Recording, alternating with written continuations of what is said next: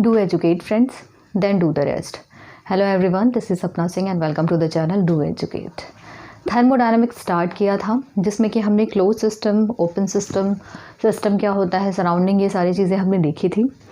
आज पढ़ेंगे कुछ अप्रोचेस के बारे में, क्योंकि होता क्या है कि जब भी हम थर्मोडायनामिक की स्टडी करते हैं तो उनमें हम कुछ अप्रोच को लेके आगे चलते हैं।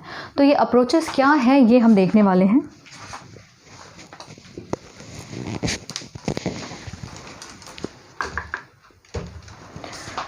जो पहला अप्रोच है उसको हम कहते हैं माइक्रोस्कोपिक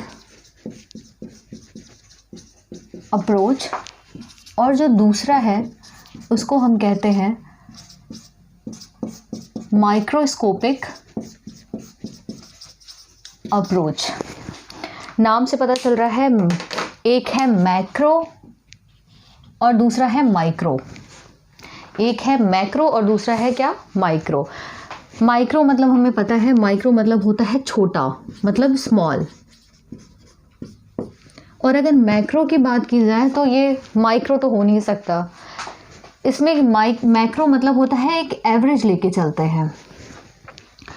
होता क्या है, माइक्रोस्कोपिक अप्रोच की अगर बात की जाए तो जब कोई सिस्टम है, अगर मान लो किसी गैसेस की बात करते हैं, अगर कोई गैस है तो उसमें अगर आप किसी एवरेज मॉलिक्यूल को ले लो, उसकी बिहेवियर की स्टडी करो।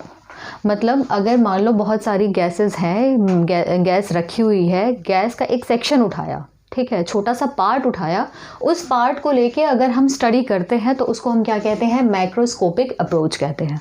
ठीक है, गैस है, गैस को अगर हमने उसका छोटा सा सेक्शन उठाया, छोटा एक कह सकते हो आप कि थोड़ा सा पोर्शन निकाल के उसकी जब स्टडी करते हैं तो उसको हम क्या कहते हैं, माइक्रोस्कोपिक अप्रोच कहते हैं। और अगर माइक्रो की बात की जाए तो माइक्रो मतलब होता है सिंगल पार्टिकल को लेके। मतलब आप कह सकते हो कि जो मॉलिक्यूल्स होते हैं, गैसेस में क्या होते हैं, मॉलिक्यूल्स ही तो होते हैं। अगर कोई ये है, अगर ये कोई पॉट है, उसमें क्या है, गैसेस भरी हैं, तो अगर इस गैस में से ये आपने इतना पोर्शन निकाल लिया, ठीक है, ये इतना पोर्शन निकाल लिया और इस इतने पोर्शन की आपने क्या की, स्टडी करी। इस इतने पोर्शन की अगर आपने स्टडी की तो ये क्या हो जाता है, माइक्रोस्कोपिक हो जाता है। क्या है ये, माइक्रोस्कोपिक अप्रोच हो जाता है। लेकिन अगर यही एक सिंगल मॉलिक्यूल निकाल दिया जाए, ये सिंगल मॉलिक्यूल निकाल लिया जाए और उसकी स्टडी करते हैं तो उसे क्या कहते हैं, माइक्रोस्कोपिक।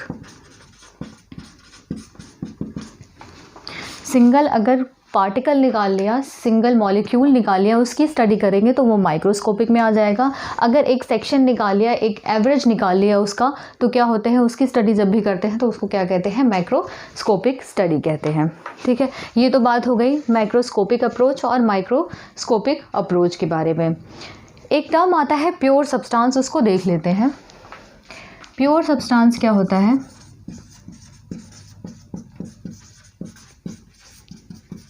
प्योर मतलब क्या होता है, हम कहते हैं ना प्योर, कोई भी चीज़, प्योर ऑयल है, ठीक है, कोई भी चीज़ अगर प्योर अगर वर्ड हो रहा है मतलब शुद्ध है, एक तरीके से बिल्कुल क्या है, शुद्ध। लेकिन यहाँ पे इसका जो मतलब है प्योर सब्सटेंसेस का, वो ये कहना चाहते हैं यहाँ पे कि जो होमोजीनियस जो कंपोजिशन जो होता है, उसका जो केमिकल कंपोजिशन होता है वो क्या होना चाहिए, होमोजीनियस होना चाहिए। मतलब अगर कोई भी चीज़ है, अगर कोई भी गैसेस है या कोई भी लिक्विड है, ठीक है, तो उनका जो मिक्सचर होना चाहिए, मिक्सचर जो होगा वो क्या होना चाहिए, केमिकली होमोजीनियस होना चाहिए। केमिकली होमोजीनियस मतलब क्या होता है, मतलब कि जो भी एटम्स जो भी होगा, उनका जो भी बिहेवियर होगा, केमिकल बिहेवियर उनका क्या होना चाहिए, हर जगह सेम होना चाहिए। ठीक है, प्योर सब्सटेंसेस मतलब कि कोई भी अगर मिक्सचर है, कोई भी गैस है, कोई भी लिक्विड है, तो उसका जो केमिकली कंपोजिशन होना चाहिए वो क्या होना चाहिए, होमोजीनियस होना चाहिए। होमोजीनियस मतलब क्या होता है कि हर जगह उसकी प्रॉपर्टी क्या होनी चाहिए, सेम होनी चाहिए, अलग नहीं होनी चाहिए। ठीक है, उसकी प्रॉपर्टी क्या होनी चाहिए, हर जगह सेम होनी चाहिए।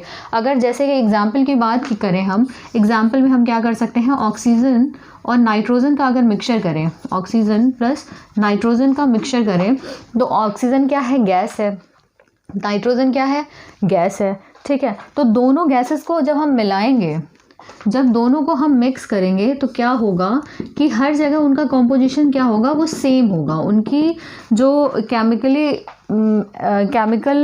आप कह सकते हो कि एफिनिटी जो होगी या फिर जो भी चीज़ें होंगी यहाँ पे, वो क्या होगा, होमोजीनियस होगा, हर जगह ये सेम होंगे। तो इस तरीके से हम क्या कह सकते हैं, ये क्या है, प्योर सब्सटेंसेस का एक एग्जाम्पल है। प्योर सब्सटेंसेस मतलब केमिकली होमोजीनियस होना चाहिए। जो भी हम जिस भी सिस्टम की बात कर रहे हैं वो क्या होना चाहिए, केमिकली होमोजीनियस होना चाहिए। ये हो गई आपके प्योर सब्सटेंसेस के बारे में। एक और है टर्म जिसको हम क्या कहते हैं कि इक्विलिब्रियम, थर्मल इक्विलिब्रियम की अगर बात की जाए कि थर्मोडायनेमिक इक्विलिब्रियम के बारे में हम देखेंगे कि कोई भी सिस्टम थर्मोडायनेमिक इक्विलिब्रियम कब कहलाता है। थर्मोडायनेमिक इक्विलिब्रियम, ये चीज़ ध्यान रखनी है कि थर्मोडायनेमिक मतलब क्या है, टेम्परेचर से रिलेटेड। तो क्या सिर्फ टेम्परेचर अगर नहीं चेंज हो रहा है या कांस्टेंट है तो क्या वो थर्मोडायनेमिक इक्विलिब्रियम में होगा? ऐसा नहीं है, सिर्फ और सिर्फ टेम्परेचर के सेम होने से फ़र्क नहीं पड़ता, बाकी चीज़ों की भी हमें देखने की ज़रूरत पड़ती है। क्या पढ़ेंगे यहाँ पे, थर्मोडायनेमिक इक्विलिब्रियम के बारे में पढ़ेंगे,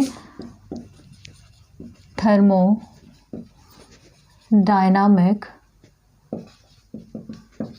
इक्विलिब्रियम, ठीक है। तो इसमें सबसे पहला जो है टर्म आपका वो क्या आ जाता है, वो आ जाता है thermal equilibrium. Thermal equilibrium, thermal equilibrium का मतलब होता है कि अगर टेम्परेचर चेंज नहीं हो रहा है, किसी भी सिस्टम का अगर टेम्परेचर चेंज नहीं हो रहा है विद रिस्पेक्ट टू टाइम, तो इट मीन्स कि वो क्या है, थर्मल इक्विलिब्रियम में है, ठीक है। अगर कोई भी सिस्टम है, सिस्टम हमें पता है क्या होता है जिस पे कि हम एक्सपेरिमेंट करते हैं, अगर उसका temperature with respect to time constant है, इट मीन्स कि क्या है, वो थर्मल इक्विलिब्रियम में है, ठीक है। वो क्या है, मतलब टेम्परेचर शुड बी कांस्टेंट। ये क्या हो गया, थर्मल इक्विलिब्रियम के बारे में हो गया। सेकेंड आपका आता है, वो होगा मैकेनिकल इक्विलिब्रियम।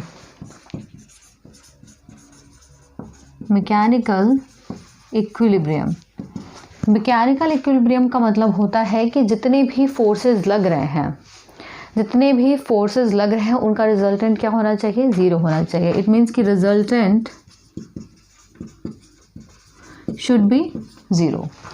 मैकेनिकल इक्विलिब्रियम होने के लिए रिजल्टेंट क्या होना चाहिए, ज़ीरो होना चाहिए। इट मीन्स कि कोई भी आप कह सकते हैं इम्बैलेंस फोर्स नहीं होना चाहिए, अनबैलेंस्ड फोर्स नहीं होना चाहिए। वहाँ पे क्या होगा, हमेशा क्या होगा, जो फोर्स होगा, फोर्स जो होगा वो क्या होगा, बैलेंस्ड होगा।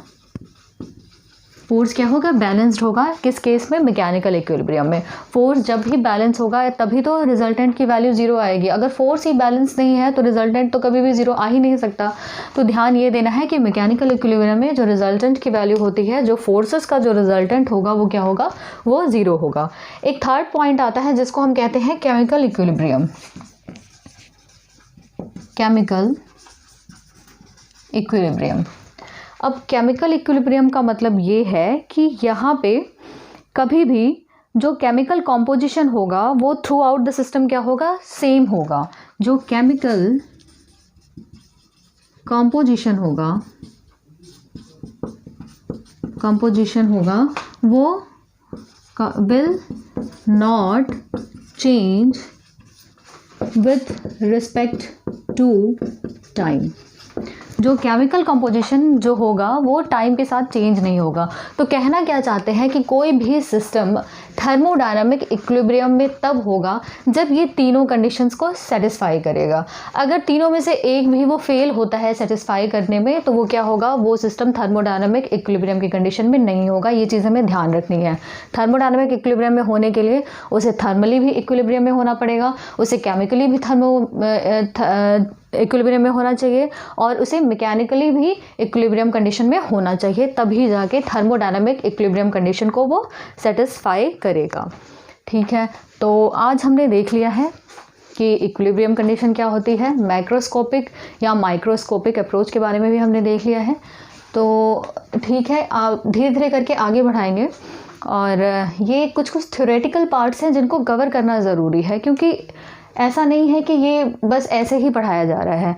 क्वेश्चंस आते हैं एग्ज़ाम में, पहले भी आए थे, अभी भी आते हैं और आगे भी आते रहेंगे, क्योंकि सिलेबस यही है, सिलेबस यही है, इससे बाहर चीज़ें पूछी नहीं जाती। ये सब चीज़ें क्या होता है, जेईई के एग्ज़ाम में तो सीधे सीधे पूछ लेते हैं एग्ज़ाम में, या किसी भी एग्ज़ाम में 1 मार्क्स का क्वेश्चन है, 1 मार्क्स वाले क्वेश्चन में ये चीज़ें पूछ ली जाती हैं। तो कोई बहुत बड़ी बात नहीं है, तो इसको पढ़ना पड़ेगा, इसको देख लीजिएगा एक बार आप लोग, और उसके बाद मिलते हैं नेक्स्ट क्लास में। Thank you.